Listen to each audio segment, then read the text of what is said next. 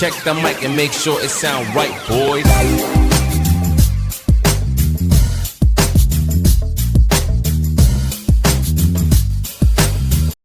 So ayan, good morning po mga kabaka. Mapagpalang Wednesday ng umaga sa inyong lahat. So today is August 30. Ayan, patapos na po yung buwan ng August. Ayan, sasapit naman ng buwan ng September. Ayan, so palamig na po yung panahon.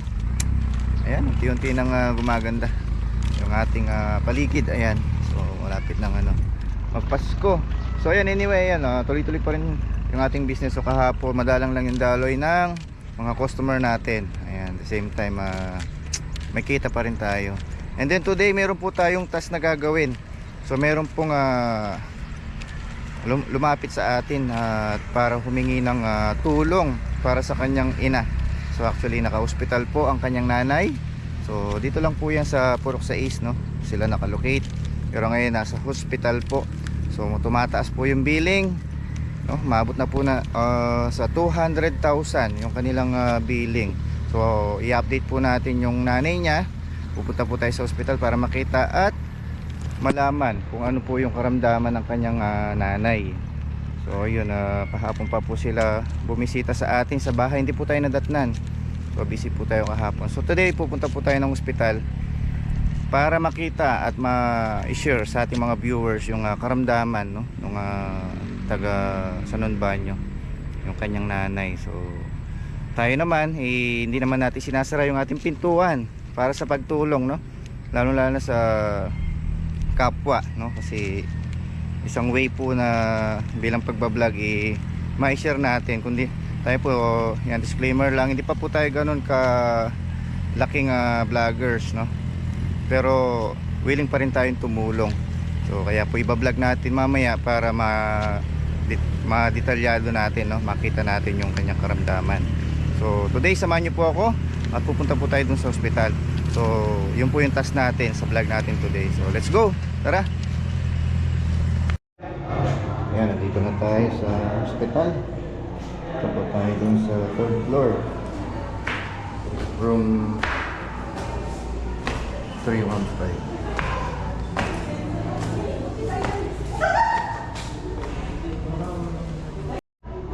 3rd floor room.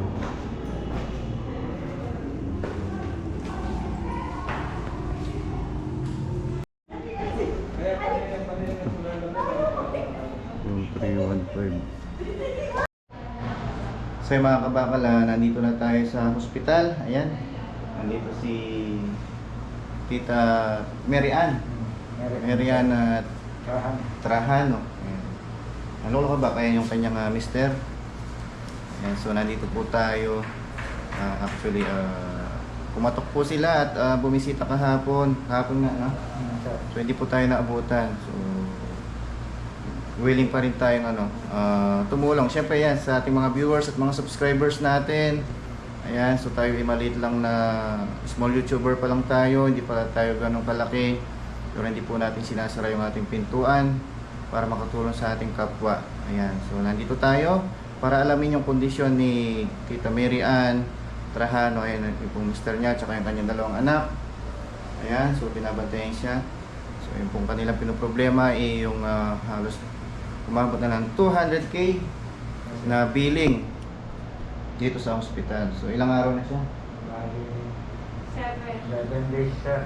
7 days. Ayan, tingnan po natin yung kondisyon ni Tita Mary Ann. Makapagsalita naman po siya? Sir. Ayan, nandito po si Kabakal. Ano po yung nais yung ipaabot sa vlog natin? Ito, tatay. Sige tayo, upo ka muna. Ayan. Humihingi ako ako sa inyong puso kung sino po may mabuting loob na gustong tumulong sa amin para mabawasan po yung konti namin bill dito. Sa mga nanonood po kuwan po ang puso para sa kuwan po maaakalaya na po kami dito po sa hospital. Hindi po kami magtatagal kasi lalo lumalaki po yung bill namin. Ito po yung aming bill. Ayan po yung kanilang billing. Halos umabot na po siya sa... Magkano na to? Yung resibong isa, may doktor pa sir. Dito pa yun sa may doktor niya. Sa doktor po, nakahiwalay siya, sir. Tatlong doktor yung nag-order sa kanya. Ito po yung pirma ng doktor, tatlo. Tatlong doktor yung nag-order. So magkano po yung ano niya? Bali, 100, ano nga? Wala ko lang. Ito ba, sir, oh? 155. Oh, sir. Yan po yung balance nyo. Oh, Ha? sir. Ah, At sige. saka ito, sir, yung na-offer sa miss ko, sir. Ito po yung ganyang Pakikita ko po sa inyo, one. sir. Ayan. Ayan po, sir, oh. Para yung sosobra, ma'am, sir, sa may pambabayad namin sa ospital, bibili namin ng gamot na, sir, pang araw-araw na suporta, sir. Sige po, iyan. Para maaraos ng omisat sa ano. Sa mga problema namin, sir, kasi talagang wala na, oy, malalapit na, sir. Ayun na lang ang pag-asa namin na tutulong sa amin. At saka ang Diyos na lang. Sila na lang, sir. Kaya sa lahat na nakakapanood ng marami, sir, yung pagbuti nila. Tulong kayo, sir. Dahil sa ganun, hindi na kami masyado. Dahil ako sa asama, sir. Sana po, magawa niyo po na para amat pati lang po. Malaking tulong na rin po sa amin. So ayan, naiyak po si tatay. So yung balance niya po ay nasa 155. Oo, sir. So bali yung pong karamdaman ni Nanay Mary Ann is yung nakabulati sa abdo. Oo, sir. Pumasok yung bulati sa abdo na, sir. Kana siya na-opera, sir.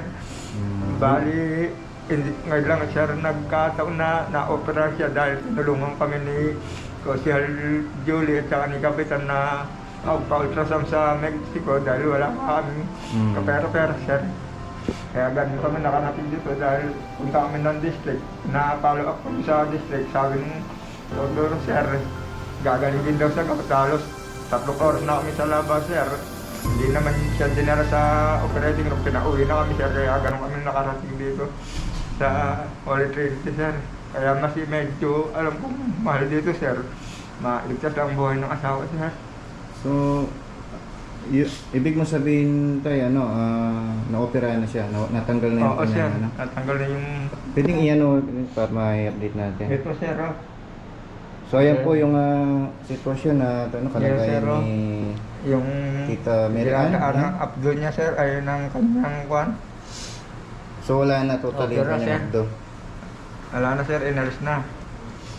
Ayan, nakano po operaan. Ito, sir. Kaya... Yung dumi doon na dumadaan, no? No, sir. Yung mula. So ito po yung nakuha na ulit. So hindi na natin papagsalita yung baka hirap pa siya dala nung opera. So ito po yung nakuha, ayun, napakalaking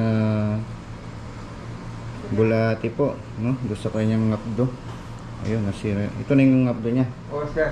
Sir na, sir. Yung gallbladder niya, natanggal na po. Ayun. So, hindi natin sinasara yung ating pintuan para makatulong, no, mga kabakal. So, siyempre, maniniwala tayo sa Panginoon, hindi tayo pababayaan sa Oo, taas. sir. Lagi ka nananalangin din, sir, sa Diyos. Naniniwala kang may Diyos. Ay, Diyos, sir. Kasi kung wala... Wala, naniniwala ka. By faith po, iyan natin yung ating Oo, sir. presensya para matulungan itong misis niyo. Ano pa yung nice yung para Yun, sir, papasalamat na lang ako, sir, sa mga nakakapanood ng aming video, sir. Sa lahat ng nakakatawa sa bansa man dako sila. Sana po, masipapano po, tulungan niyo po ako. Kaya mga kabakal, no, sa ating mga viewers dyan, hindi po mahalaga kung gaano kalaki yung Opo. halaga na ipapadala nyo. Kahit magkano po yan, pagsasama-samahin po namin para po sa billing po. na pamilyang po. So, malaking bagay po yun. Malaki na pong bagay yung mga pag naipon po, dadae rin po sila. Counted po lahat. At saka pagtulong po dito sa ating channel, hindi po sa pilitan, pusang loob po. Ano po yung mayabot nyo, yun lang po yung aming Salamat lang po. malaking pasasalamatan po namin. Ayan. So ayan, ito po yung first update natin sa family Trajano. Ayan, kay, ang pangalan mo tay? Bong. Bakang Bong Trajano, tsaka sa misis niya, si Tita Mary Ann. Ayan mga kabakal, abangan nyo po yung ating susunod na update sa kanila. So, ano lang po, faith sa Panginoon. Siyempre. Sir, maraming salamat, Huwag po sir. tayong mawawala ng pag-asa. Maraming uli salamat, sir. Ayan. God bless po sa pamilya. Ayan. Ayan sa kanilang mga anak. Ayan. Manalig po tayo sa Diyos. Sir, maraming salamat ulit, God bless po sa inyo. Ayan, sa ating mga kabakal, kumakatok po kami at lumalapit. Naway, matulungan po natin ang pamilyang to. God bless po sa lahat. Maraming salamat. So ayan, good afternoon po mga kabakal. At nakabalik na po tayo.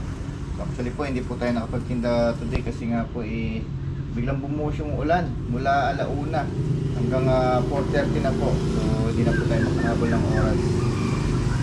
So yung galing din po tayo doon sa lumapit sa atin at humingi ng tulong. So may sakit po yung kanyang nanay. So kung napanood nyo, galing po tayo ng ospital ayun, para makita natin ang personal at ma-vlog din para maibahagi natin at ma-share sa ating mga viewers at mga subscribers natin. Ayan, kami po ay kumakatok sa inyong pintuan sa may mga bukas palad, no? May taos pusong tumulong dito sa babaeng may sakit, no? So actually naoperahan po siya sa abdo. Bali wala na po yung kanyang update, tinanggal na po yung kanyang sakit, may bulati po yung kanyang abdo. Yung si Tita Mary Ann Trajano from 6 sa Banyo. So last day kahapon po pumasyal po sila dito sa atin sa may tindahan. Hindi po tayo naabutan dahil busy nga po tayo na malingki. So ngayon, today tayo na po yung mismong sumadya doon sa ospital. Yung problema po nila is yung pong kanilang billing umabot na ng 200,000, pero nabawasan po sa tulong ng through PhilHealth. Meron po silang PhilHealth, ayun, naging 155,000 yung balance nila sa hospital para totally makalabas na po si Ate Mary Ann Trajano. Ayun, kausap natin kanyang asawa sa kanyang dalawang anak. Dito sa ating channel, sa ating pagbablog, hindi po natin sinasarado ang ating pintuan sa mga willing at may kusang loob na magpaabot ng kanilang tulong. So lahat po ng klase ng pagtulong ay ating pong tatanggapin at wala po yan sa laki liit. Ang importante po meron po tayo maibigay. Pag pinagsama-sama po natin ito, malaking tulong po, no? Malaking pagpapala para sa pamilya ni Ate Mary Ann Trajano. Kami po ay kumakatok sa bawat puso ng mga viewers at mga subscribers natin. Kaya mapansin itong si Tita Mary Ann na operahan na. Siyempre at nagtitiwala din tayo sa Panginoon sa taas. Ito sinabi ko sa pamilya na nagtiwala rin po tayo sa Panginoon. Manalangin po tayo by faith, maano natin may provide yung pangangailangan ng pamilya para makabayad na po doon sa hospital daily. So ayan, hindi po tayo nakapagtinda today. So tuloy-tuloy lang tayo sa ating vlog daily. Bukas po tayo tutuloy ng pagtitinda. At then syempre tuloy din po yung update natin doon kay Ate Mary Ann na natanggalan na ng abdo. So kanina ko lang po nalaman yung kanyang karamdaman na may bulati pala. Pwede pala yun na may bulati na titira sa abdo natin. So, kailangan natin maging maingat sa ating kalusugan. Ayun. Na lamang po yung natin paraan, yung ating video, yung ating pagbablog, i-vlog po yun na lang po yung magiging susi at magiging daan para sa mga viewers natin na maging komunikasyon din para sa mga subscribers natin. Ayan. Sana na-inspired po kayo sa vlog natin today. Maraming salamat po at dito na tayo nagtatapos sa ating vlog for today. Kapits po tayo bukas sa ating pagtitinda. God bless po at God bless din sa family Trajano. Pagpalang hapon po sa inyong lahat.